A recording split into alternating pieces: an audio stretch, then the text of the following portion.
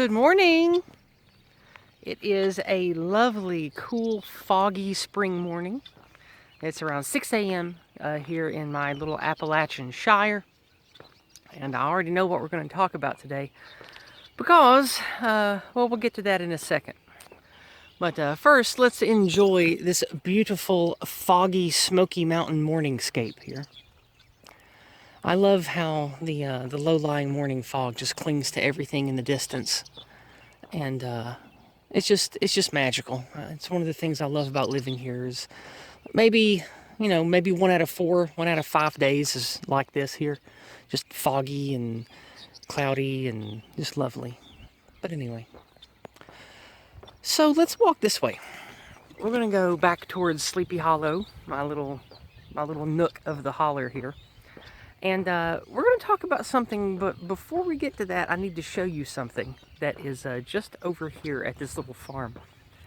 Now, many of you might recall, if you've watched the last 5 years of these morning walks, you might recall that I have a favorite tree I have enjoyed standing near, having in shot, talking about, occasionally during my morning walks. It is where this farmstead wasn't. Back when I started my morning walk series 4 to 5 years ago, none of this was here. Barn, house, all this stuff, all the little cute thing there, like none of this was here. And this fence is new and all that. This has only gone up in like the last year to year and a half.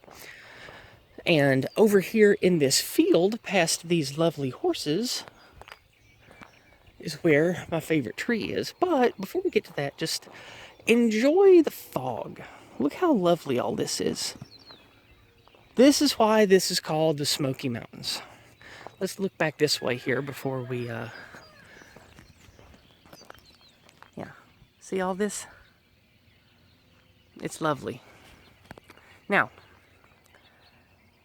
this here, all of this, that right there is where my favorite tree used to be.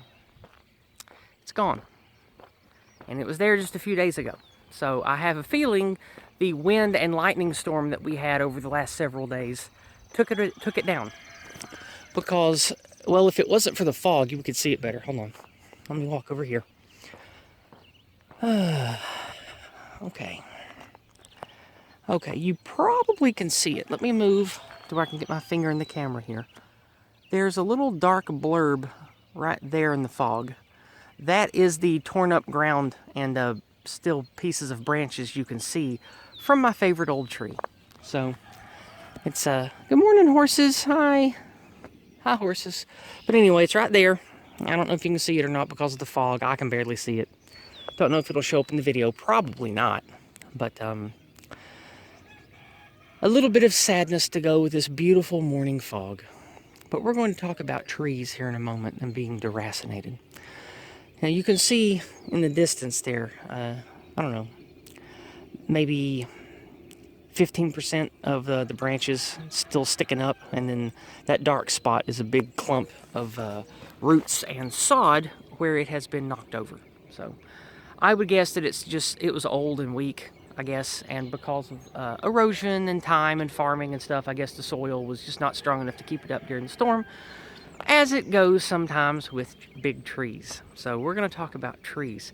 I was already going to talk about trees today because yesterday on my walk, sometimes I like to stop and, quote, smell the roses, unquote, just stop and admire a thing and just sit and think on it and feel it like a flower or a dog or whatever. Just thinking on stuff, being all philosophical and whatnot. And I was looking at a maple leaf. Maple leaves are pretty. They have a nice shape. And I like trees in general. I grew up climbing trees, loving trees, and my family and I like trees a lot, I guess. And so I was thinking yesterday about how important trees are. And this talking point, this metaphor sort of came to me. Also, I've been thinking more along like pagan mythopoetical stuff lately. There's been King Arthur Day, which I know is heavily Christian, recently talked about on Twitter from, oh my God, what's his name? Nathan C. My brain knows him as Nathan. Anyway, Nathan is doing a King Arthur Day, and I talked to my friend Raging Mandrill a lot, who is also interested in mythic, Odinic, pagan mythology stuff. And so that kind of thing has been on my brain a lot lately. And so my mind yesterday, when I was looking at the maple leaf and admiring the tree, my mind went to Yggdrasil, or Yggdrasil. I'm not exactly sure how to say it, but the tree of the universe, the way things are connected, where all the worlds are, how they're connected in that mythology. It just made me think about how we are connected to our people. And the tree and the leaf and the roots are really good metaphors. Oh, it's really pretty here. Let's look. I love all the morning fog in the farms on the horizon there. It's nice. Let's look. Oh, I can hear the bullfrogs down here. Let's go see if we can see some bullfrogs here before I talk about my tree and Yggdrasil stuff. Let's go down here. Oh man, the pond looks really good over there too. Check that out.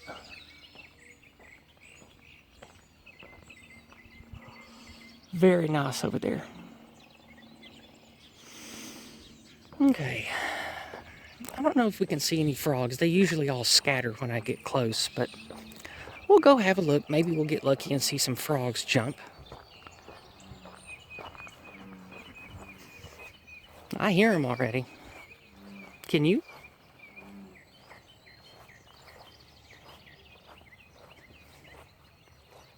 Oh, they got quiet. Yeah, I don't see any. Let's sneak up on them. It'll be real quiet like.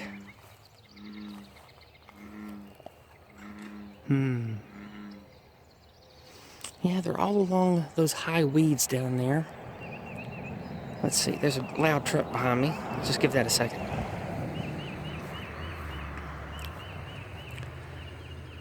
Yeah, I don't see him moving anywhere. Oh, that one's loud. That's right there. Let's just give it a listen, see what we can find. Oh, it's another car. I hope it goes away. I want to be able to hear. No. Oh, see it down there?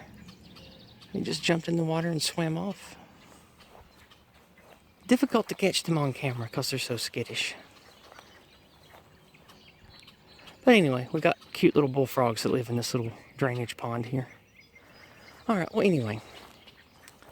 Let's it's not as nice over here. Let's find a good place to walk and talk. Because I want to talk about the tree and Yggdrasil. So I was inspired by the Yggdrasil or Yggdrasil myth or legend or whatever in Norse Odinic mythology stuff. Oh, where's good? Let's go this way. This is pretty over here. Let's go this way. And oh, I forgot there's a little bench over here now. I guess I'll go sit on that. Or maybe not. This is a nice little nook. Oh, wow. You don't usually see a snake in a tree.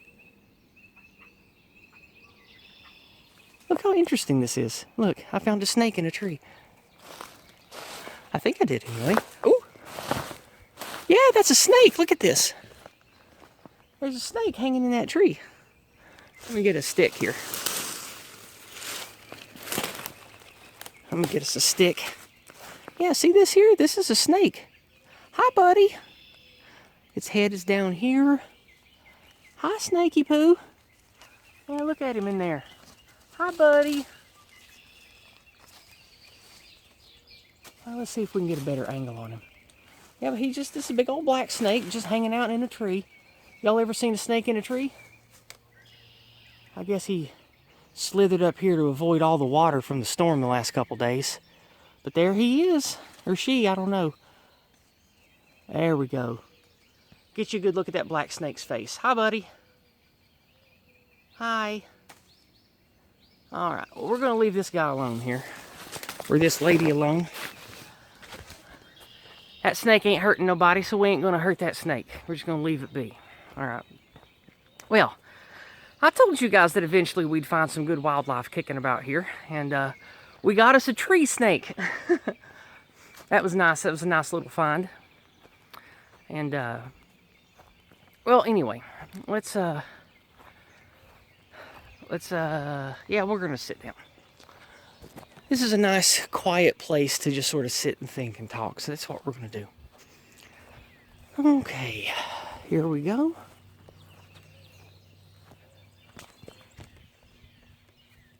All right then. So, a tree. I know that we're several minutes into the video now, maybe 8 or 10, but I'm in a chill mood today. I'm not in any hurry, so I just wanted to take my time and to warm up. Anyway, we are like leaves. That's basically where my mind went after all that. We are all different. We come from a small bud. We grow up. We become something more. We develop. We spread out. And we have a very important role to do, like the leaf. The leaf, and I don't mean Canadians, the leaf, it captures the radiance of the sun. And through photosynthesis, it makes the necessary energy that the tree needs to grow and stay healthy. Well, how does the leaf bud? Well, nutrients from the soil come up through the roots of the tree. And it grows little buds from the nutrients and the life energy that it takes from the soil. And it makes a little leaf. And that leaf, like we said, when it buds and becomes a proper leaf, it's not exactly like any of the other leaves. No two leaves are going to be exactly the same. But they all fulfill a role to the branch that they're on. They photosynthesize. They give energy back to the tree so it can keep growing and make new leaves and grow bigger and stronger. Now, trees that are really large and are in areas of varying sunlight, or maybe they grow on the side of a hill, the leaves on one side of the tree from a faraway branch might not look exactly the same or function exactly the same as leaves on another part of the tree. But they're all going to be generally the same shape. They're all going to have the same basic building blocks of DNA. And they all eventually die. But the tree doesn't.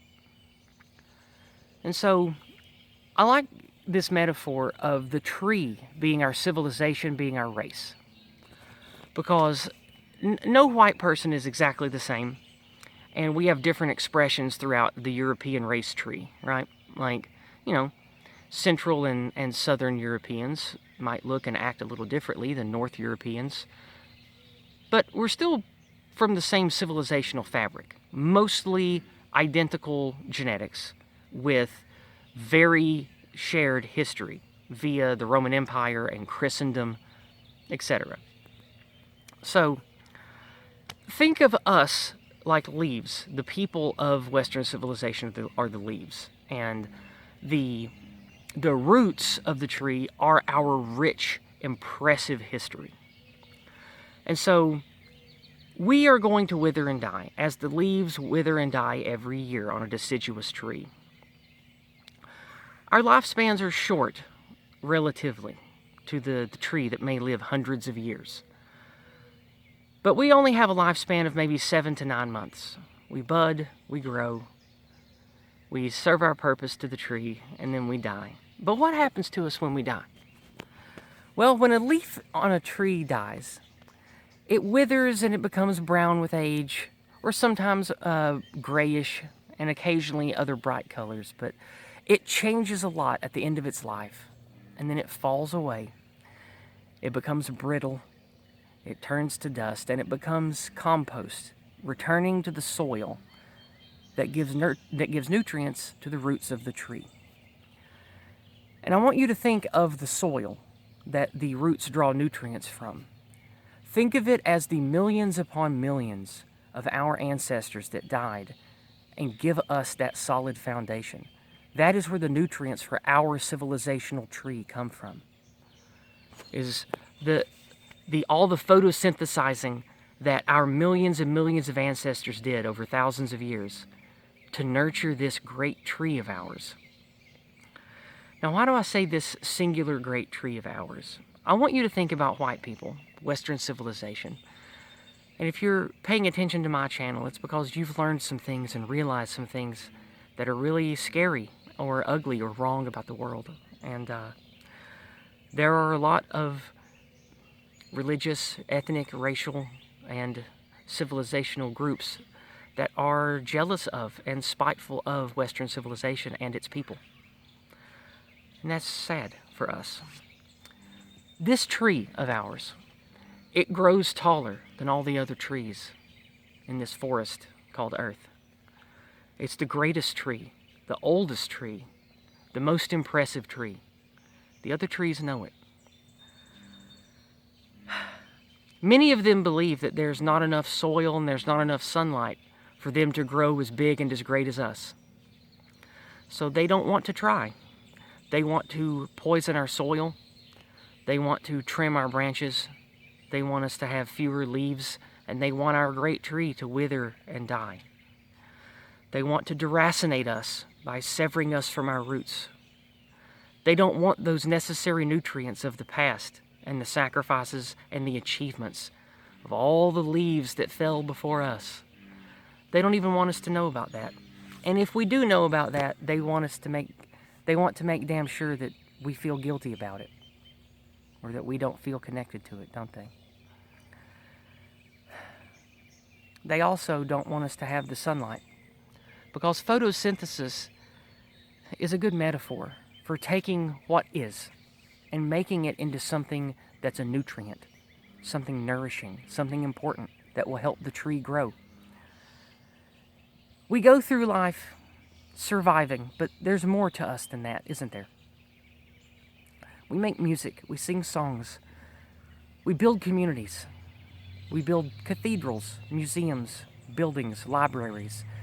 Speaking of libraries, we make great literary works, we write funny stories, we create fiction, we write about the legends of our people, we share those.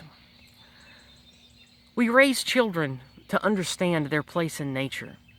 And many of us who are Christian for good and ill, we raise our kids to know about God and to think about things in a Christian model. And then, fewer still, there are those of us who raise our children to venerate nature and ancestors in a different way. There are, we'll just say, pre-Christian European ideas and faiths that are still alive in their own form. I know that they've not existed in the same form for all these years. And they were never as codified as what Christianity became in the last 1,000 years, but those things are still alive in our people too. That is photosynthesis, to use the leaf analogy. We absorb what is around us ambiently, the energy of the sun, nutrients that we get elsewhere, and we take all of that into us, and that is fed back into our great civilizational tree through our ethnic branch. And I think that's beautiful. That's a beautiful metaphor and a beautiful way to think about life and civilization and race and the competing civilizations or competing racial groups on Earth.